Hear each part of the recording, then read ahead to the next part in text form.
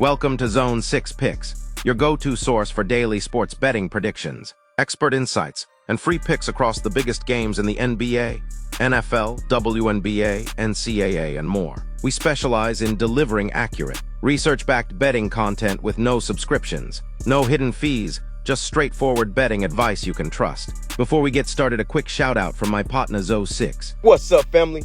Thanks for tapping in with Zone 6 Picks, where we drop game picks every single day. Straight free picks, no pay for play. If you like winning, this is the zone you need to be in, Zone 6. Just show the channel some love, smash that like button, subscribe to the channel, and ring that bell so you don't never miss a money play. Let's eat. Zone 6 family, we're short on time. No infographics today. Just sharp, well-researched, numbers-backed plays with quick reasoning. Let's get started. Zone 6 picks back on the mic with a tight read on Mercury at Dream. Phoenix rolls in trying to halt a skid, dropping 4 of 5 and fresh off a 107-100 and one loss at Indiana. Atlanta returns home after grinding through a heavy travel stretch and just edged Dallas 88-85. These teams saw each other a week ago, and the Dream walked into Phoenix and won by 11. That matters tonight. Let's frame the matchup. Phoenix's offense leans on pace and space and high three-point volume, but their defense just leaked free throws and rim looks in Indiana. One day of rest, a flight, and a physical home opponent is not the recipe to instantly fix that. Atlanta's identity is balance, top-half efficiency on both ends, strong ball movement, and elite work on the defensive glass that limits second chances. At home, that rebounding edge and whistle control can tilt late possessions. Availability shapes the number. Ryan Howard is out, which trims some perimeter punch. Jordan Canada is in the air as a game-time call. Brittany Griner's status also needs confirmation, but the Dream have shown multiple paths to scoring. Alicia Gray's downhill creation, frontcourt touches that stress the paint, and role players who just stepped up in Dallas. If Griner goes, the interior advantage grows. If she sits, Naz Hillman's energy minutes and Atlanta's collective rebounding still keep the math honest. Recent head-to-head supports the dog. Atlanta already solved Phoenix's switches and closeouts in that 90-79 road win, with Gray controlling tempo and the bigs winning the glass. Factor in that Phoenix is on the tougher situational side of the schedule, while Atlanta finally gets its crowd behind it. And those small edges compound, numbers back the lean. Season-long efficiency has these teams closer than the market implies, with Atlanta owning a slightly better net rating and top-tier opponent rebounding rate. Against a high-volume 3-team, every one-and-done trip matters. Add home court and the fresher legs, and plus 3.5 captures a big slice of common outcomes. My card for tonight? I'm taking the points with Atlanta and sprinkling a little on the moneyline. Keep an eye on final statuses, 60 to 30 minutes to tip. If Canada or Griner is confirmed in, and the number shortens, I'll split between the spread and a small ML add-on. If they're out, I only lean Atlanta, but may ultimately stay away. Official pick, Atlanta +3. 5, projected score, Dream 84, Mercury 82. Next up, we're in Uncasville for New York versus Connecticut, and the market has planted its flag early. New York sits at -11.5, with a total in the low 170s, and a heavy moneyline tax, after opening closer to -9 and steaming through double digits. Public support leans Liberty, and the move matches what the numbers say. Even with New York shorthanded, context matters.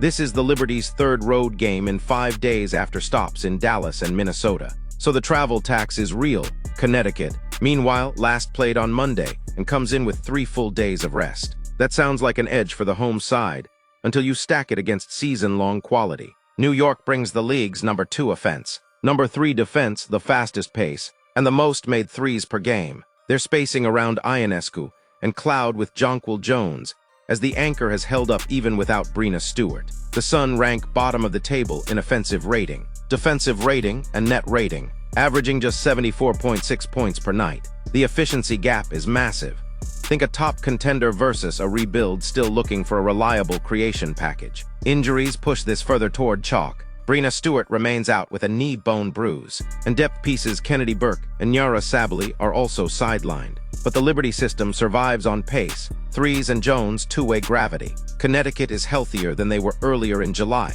and Marina Mabrey's return helps their guard play. Yet the underlying spacing and playmaking have lagged all season. When these teams met in June, New York dropped 100 and tied the league record with 19 made threes in a wire-to-wire win. One game doesn't guarantee a repeat, but it does reveal the matchup geometry.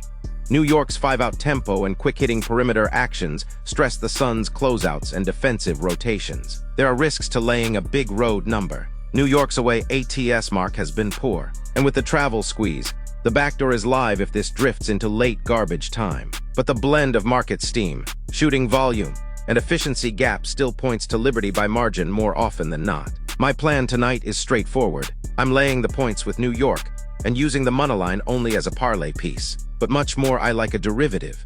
Connecticut team total under around 79.5, which aligns with their season-long offensive rating. And a look at New York team, 3's over if your book hangs a fair number given the prior head-to-head. Official pick, Connecticut team total under around 79.5. Projected score, Liberty 94, Sun 78.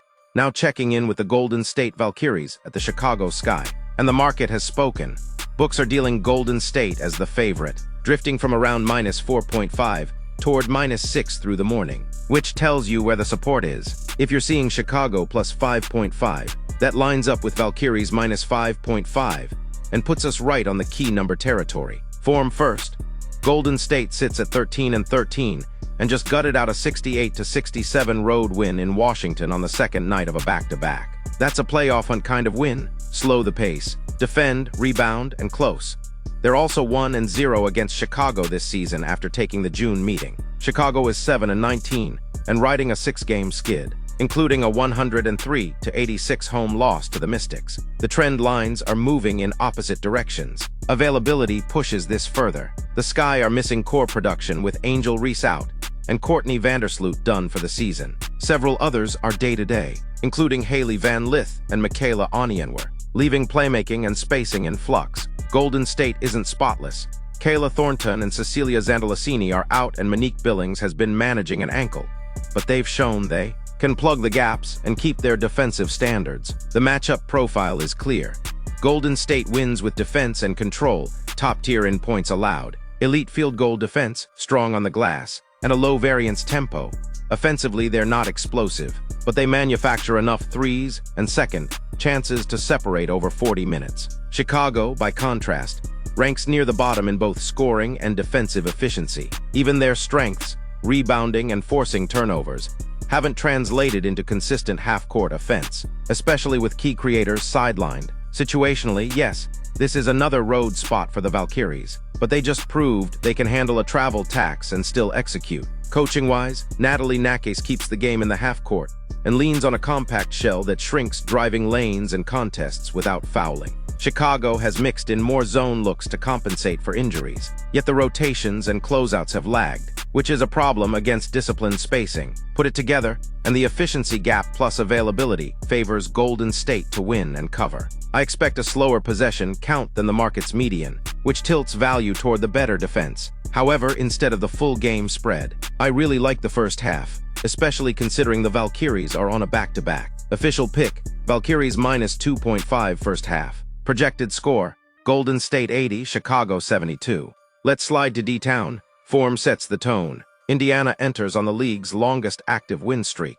3 straight, capped by a 107-100, and 1 win over Phoenix. More importantly, they've handled Dallas twice this season and 4 straight overall, including a 102-83 beatdown in mid-July. Dallas drops in off an 88-85 home loss to Atlanta and has dropped 7 of 9. With defense slipping late in games, availability matters and it shapes the spread. The Fever remain without Caitlin Clark, but they've stabilized around Kelsey Mitchell's perimeter shot-making and Aaliyah Boston's interior efficiency, with Ari McDonald giving them tempo and pressure. Dallas has been thin, with Maddie Siegrist possibly returning and Tyasha Harris out, forcing more load onto Eric Ogunboyle and a shortened rotation. Indiana has already shown they can win and cover without Clark. Dallas is still searching for lineups that hold up for 40. The stat profile supports the chalk. Indiana owns the more efficient offense and the sturdier defensive shell, especially at the arc, while Dallas has bled threes and mid-80 points against comparable opponents. The Fever shoot it cleaner,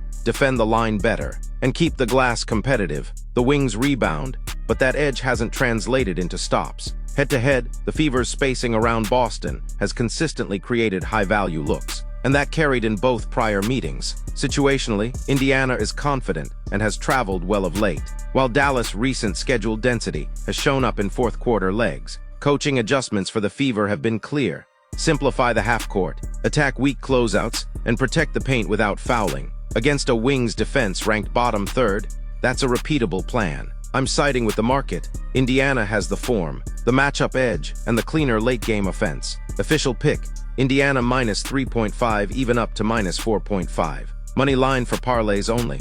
Projected score, Fever 85, Wings 80. And to wrap up the slate, let's fly to Seattle where the Storm host the Sparks at Climate Pledge. Books are dealing Seattle around minus 5.5. A tick up from earlier numbers, and the market tone fits the matchup. Let's set the stage, lock in the angles, and get you a clean plan. LA has flashed real form, winning 4 of 5 before running into the aces. They've pushed the pace, stacked 93+ in 3 straight prior to that loss, and they've been a feisty road cover team. Seattle has been a little choppy, trading wins and losses, but they just walked into Connecticut and dropped 101 on a decent defense. The season series tilts heavily toward the Storm. They crushed LA 98-67 in June, and have owned the head-to-head for multiple seasons, with those games often sailing over the total. Personnel tips this toward the home side. The Sparks got Cameron Brink back to fortify the frontcourt, but defensive slippage and turnovers still pop on film. Seattle remains without Katie Lou Samuelson, yet their rotation is stable and their identity is crystal clear. Guard you for 40, squeeze threes, and turn mistakes into points. The numbers back the eye test. Sparks' offense is lively, top tier in scoring rate and perimeter efficiency when they're humming, but they give a lot of it back, ranking near the bottom in points allowed and 3-pointers conceded. Seattle sits on the opposite end, top 2 in points allowed, fewest threes surrendered per game, and one of the best steal and block profiles in the league. In a game where tempo, control, and first-shot defense matter, that combination travels, and it dominates at home. Situationally, the Storm's building is a weapon.